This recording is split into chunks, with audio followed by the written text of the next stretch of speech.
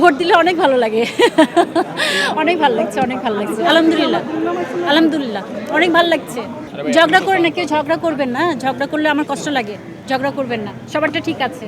না, অবভিয়াসলি আমি অনেক ভালো লাগছে, মানে সবসময় বরাবরই ভালো লাগে। তো কিছু জিনিস মিস করছি।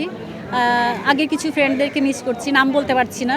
তো তারা অনেকে দেশের বাইরে আছে, অনেকে দেশের মধ্যে আছে। তো তাদেরকে অনেক মিস করছি, কারণ শিল্পী তো আমরা একই জায়গায়, মানে একই ঘরের মধ্যেই থাকি। তো সেই ক্ষেত্রে কেউ দূরে চলে গেলে তাদেরকে মিস করতে হয়। সো আমি সেটা করছি, এইটুকু পার্থক্য। পর্দায় দেখতে পাবো কবে আবার? না, আমি এই মুহূর্তে পর্দায় দেখেন, আর পর্দায় দেখতে চাই না, যথেষ্ট দেখেছেন। একজন শিল্পী হিসেবে সমস্ত শিল্পীদেরকে নিয়ে ডিরেক্টরদেরকে উৎসাহ দিতে হবে।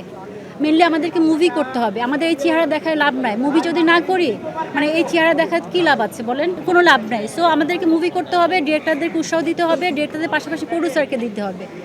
তারপরে শিল্পীরা সুন্দর মতো করে পরিবেশন করতে হবে, যে আমরা সমস্ত শিল্পী মিলে সব ধরনের যার যার যে ধরনের ক্যারেক্টার যায় তাকে সেভাবে ক্যারেক্টার দিয়ে তাদেরকে কাজ করানো উচিত, আমি মনে করি।